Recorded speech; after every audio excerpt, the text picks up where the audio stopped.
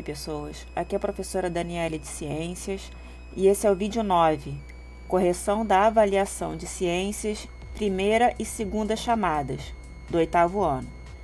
Lembrando, a primeira chamada da avaliação de ciências do primeiro bimestre foi feita entre os dias 14 e 16 de abril, e a segunda chamada foi feita entre os dias 22 e 29 de abril. Essa é a correção dessas duas avaliações. Eu vou pegar aqui uma prova como exemplo foi uma nota até boa, essa aqui. Então, a gente vai fazer essa correção baseada nessa prova. Questão 1. Essa prova que a gente está vendo agora foi a primeira chamada, que foi aplicada no dia 14, 15 e 16 de abril. Questão 1. Robert Hooke foi um cientista inglês que pôde pela primeira vez observar aquilo que ele chamou de célula, pequenas estruturas presentes na cortiça, que é a casca de uma árvore. Qual foi o instrumento que ele precisou para fazer a observação? Foi o microscópio. Questão 2. A palavra célula significa pequeno lugar vazio e fechado. Apesar de sabermos que esse nome não representa mais o que realmente é uma célula, ele permaneceu sendo usado, pois já era bastante conhecido. Explique por que a palavra célula não é mais adequada à estrutura como a conhecemos hoje. Bom, aí está explicado aqui, porque existem muitas estruturas dentro da célula. Ou seja, porque existem várias coisas dentro da célula, porque a célula tem muitas organelas, porque a célula tem várias coisas, que é o núcleo, o retículo endoplasmático, a mitocôndria, lisossomo, complexo golgiense, ribossomo. Não precisava dizer todos os nomes das organelas, mas só de dizer que tem várias coisas dentro da célula, ou várias estruturas dentro da célula, ou que a célula não é vazia, já servia como resposta. Questão 3. As 3 principais estruturas celulares estão abaixo representadas pelos números 1, 2 e 3. Identifique a estrutura que cada número representa. Então, o número 1 está apontando aqui para a membrana celular. O número 2 está apontando aqui para esse conteúdo que preenche todo o conteúdo celular, que é o citoplasma. E o número 3 está apontando para essa estrutura muito importante aqui no meio, que é o núcleo. Questão 4. Qual é a diferença fundamental entre uma célula procarionte e uma célula eucarionte? Então, está aqui o desenho das duas células. A célula eucarionte possui núcleo e a célula procarionte possui DNA, só que sem núcleo. Corretíssimo. 5. Quanto ao número de células, os organismos podem ser unicelulares, possui apenas uma célula, pluricelular, possui mais de uma célula ou muitas células. Agora, o que não podia era isso aqui, ó, acelular, organismo sem célula. Porque se não tem célula, não é organismo. Então, isso aqui ele não foi aceito como resposta porque tem um erro básico aí. Qual é o erro? Para ser organismo, para ser vivo, precisa necessariamente ter célula. Então, a celular sequer é organismo. Isso aqui dá, às vezes, a gente fazer um Ctrl+C, Ctrl+V no Google, sem prestar atenção no que está fazendo. Nada impede de você fazer uma pesquisa antes e ver se você consegue decifrar aí qual é a solução. Mas entre o Ctrl+C e o Ctrl+V, tem que ter um cérebro no meio do caminho para identificar aí o que está correto, tá? Então, isso aí é um errinho básico. Se não tem célula, não é organismo vivo. Ah, professora, e o vírus? Pois é, vírus não é um organismo vivo. É uma partícula viral que ela fica lá no meio do caminho, se é ou se não é, então não é. Não tem célula, não é organismo vivo. Questão 6. Na questão 6, os organismos pluricelulares possuem 5 níveis de organização. Identifique-os. Então, você tem que dizer quem é o nível de organização 1, que é o mais simples, o 2, o 3, o 4 e o 5. E aqui embaixo eu até deixei o desenho, que é para você lembrar dessa aula. Então, 1 é a célula, 2, tecido, 3, órgão, 4, sistema e 5, o organismo completo. Questão 7. A escala ecológica possui 5 níveis de organização: biosfera, ecossistema, comunidade, população e espécie. Qual delas possui o maior número de espécies? Ora, se começa daqui do mais simples para o nível mais elevado, então, obviamente, que só podia ser a biosfera. A biosfera é a escala ecológica que tem o maior número de espécies.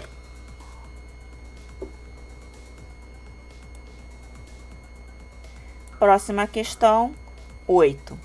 A vacinação é uma prática de saúde pública adotada para conter surtos de infecções graves causadas por vírus ou por bactérias.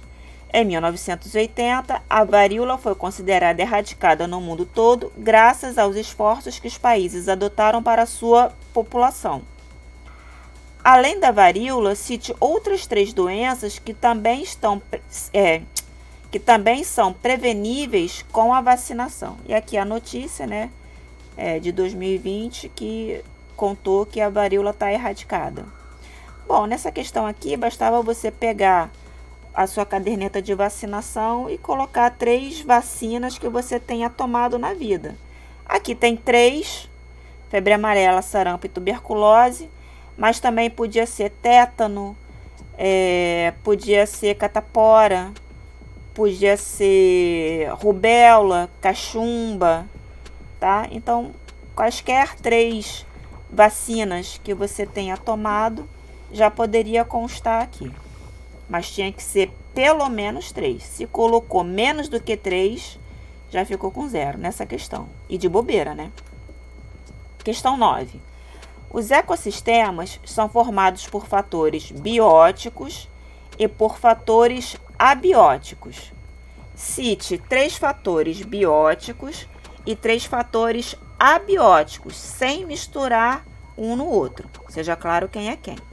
Então, abiótico é aquele fator que não tem vida. Aqui, por exemplo, tem água, ar, solo. Também podia ser umidade, pluviosidade, temperatura, calor, luminosidade, profundidade. Ou seja, qualquer elemento dentro de um ecossistema que não seja um elemento vivo podia estar aí. E o fator biótico já é aquilo que tem vida. Então, esse aqui está um exemplo: animal, planta, fungo. Outras pessoas colocaram seres microscópicos, também podia ser, tá? Aqui na questão 10, cada um dos 6 biomas brasileiros estão abaixo localizados e representados por números de 1 a 6. Identifique o bioma que cada número representa e escreva qual deles ocorre no estado do Rio de Janeiro. Então, perceba, você tinha que dizer qual bioma era cada um desses números e qual deles está presente no estado do Rio de Janeiro. Então, vamos lá. Número 1 é o bioma Amazônia. Número 2 é o bioma Caatinga. Número 3, aqui no litoral, é o bioma Mata Atlântica. Número 4 é o bioma Cerrado. Número 5 é o bioma Pantanal. E número 6 é o bioma Pampa. E desses, qual bioma acontece no Rio de Janeiro? É esse bioma 3 aqui, que é a Mata Atlântica. Tá? Então, para essa questão estar inteira, completa, com 10, você tinha que responder a questão integralmente, tá?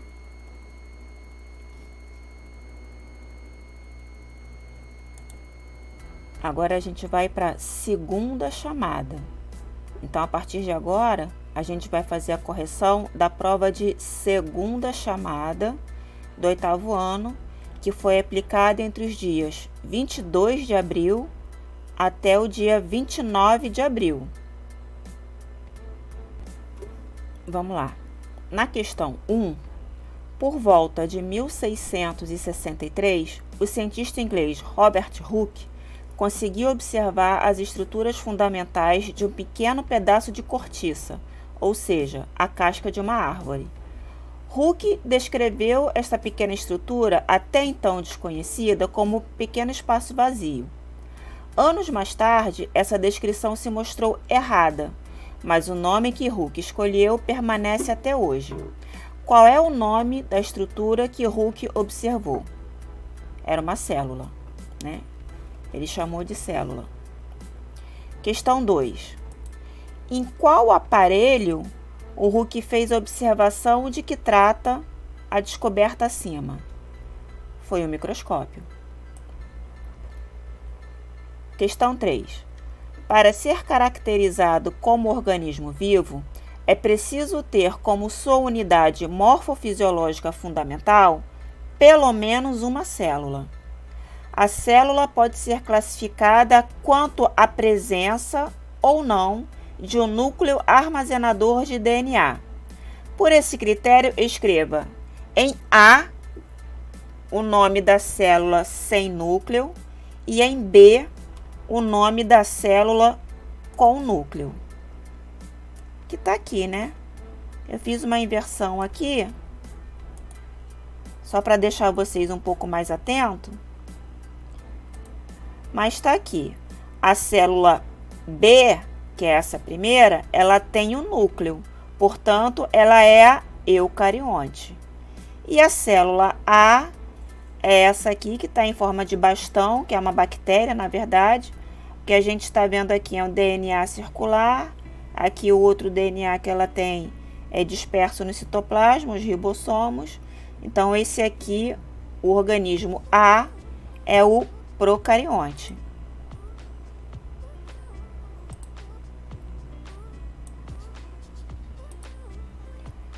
Na questão 4. Constantemente, ao falarmos de anatomia e fisiologia humana, citamos alguns sistemas presentes no corpo, tais como esquelético e o digestório. Um sistema pode ser definido como um conjunto de órgãos. 5. Quanto ao número de células, como os organismos podem ser classificados? A resposta está bonitinha aqui. Unicelulares são os seres com uma só célula e pluricelulares são os seres que têm mais de uma célula.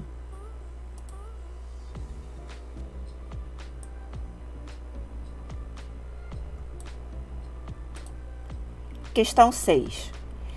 Indique a alternativa que mostra a hierarquia correta, do mais simples para o mais complexo.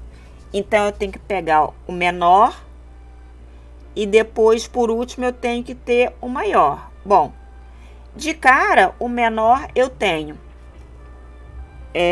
duas alternativas aqui. Esse aqui que é o indivíduo e esse aqui. Beleza, então os outros eu não preciso nem olhar, né? Porque se o menor ou é esse, vamos ver os outros. Bom, e eu sei que o último é o ecossistema, então só podia ser essa última alternativa aqui. Por quê? Porque essa aqui, na verdade, ela tá trocada. Tinha que ser indivíduo, população, comunidade e depois ecossistema. Então, a resposta correta está aqui marcada. Indivíduo, população, comunidade e ecossistema. Do menos complexo, daquele que tem o menor número de seres, para o maior número de seres, maior número de espécies.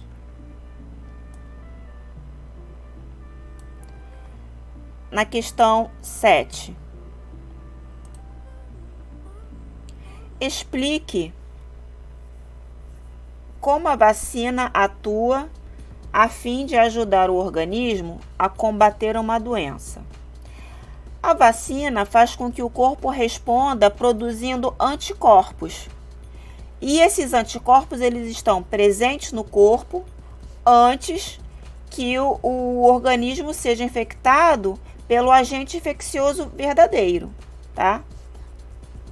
Essa resposta daqui também está aceitável. A vacina faz seu corpo responder de forma rápida e eficaz quando é infectado por uma doença grave.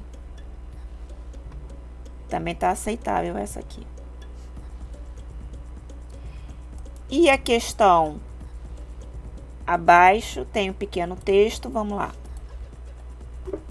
O sarampo voltou vergonhosamente para assombrar o mundo e, lamentavelmente, o Brasil. Nos últimos 3 meses, o Brasil registrou 2.753 casos, número 117% maior em relação ao mesmo período do ano passado. Para piorar, o surto tem vitimado sobretudo crianças. Bebês com menos de 1 ano são mais vulneráveis à doença. As secretarias estaduais de São Paulo e de Pernambuco confirmaram 4 mortes, 3 bebês e 1 adulto. Transmitido pela saliva, pela tosse e pelo espirro, o sarampo é uma doença de alto poder infeccioso. O vírus deixa o organismo suscetível a outras infecções. Em cerca de 20% dos casos, ocorrem problemas graves, como pneumonia e danos neurológicos. Quer dizer, no cérebro, né? Cerca de 2 crianças em cada 1.000 que contraem sarampo desenvolverão convulsões, surdez ou deficiência intelectual. Em tese, ninguém deveria estar falando no assunto hoje, com a doença totalmente controlada. Qual a causa, então, do passo atrás? Simplesmente as pessoas não estão se vacinando, responde Rosana Richman, infectologista do Instituto Emílio Ribas de São Paulo. Segundo dados de 2017, a cobertura vacinal no Brasil foi de 86%. Em 2015, era 96%. Então, perceba que diminuiu 10% de um ano para o outro. 2 anos, de diferença. O ideal para imunizar uma população é que o índice seja pelo menos de 95%. No caso específico do sarampo, a atenção com a vacinação tem que ser redobrada. Se um doente espirra ou tosse, o vírus permanece vivo no ar por 2 horas. Um doente chega a infectar cerca de 12 pessoas, o que confere ao sarampo alto poder contagioso. Então, questão 8 era uma questão basicamente de interpretação. De qual doença viral trata o texto acima e qual a sua forma de transmissão? Bom, fala do sarampo, né? E qual a forma de transmissão? Pela tosse, pela saliva, pelo espirro. Na questão 9, a gente ainda está falando da questão do texto 8. Qual é a pergunta? Ainda sobre o texto da questão 8, por qual motivo é vergonhoso para o Brasil e para o mundo que a doença viral citada na reportagem tenha voltado? Tá aqui, bonitinho. O Brasil já tinha zerado todos os casos, e não só ele. O mundo também tinha controlado os casos de sarampo. E é uma doença prevenível com vacina. Então, qual é o motivo dessa doença ter voltado? Realmente é uma vergonha, né? Você ter um país que tem o melhor sistema de imunização do mundo, que é o Brasil, nós temos, e ter voltado uma doença causada por um vírus prevenível com vacina? É vergonhoso mesmo. Questão 10. Por qual motivo a doença citada na reportagem é grave? E qual é a forma de prevenção mais eficaz contra a doença citada? Perceba que foram feitas 2 perguntas aqui e você deve responder ambas para ter a pontuação completa. Então, tá aqui.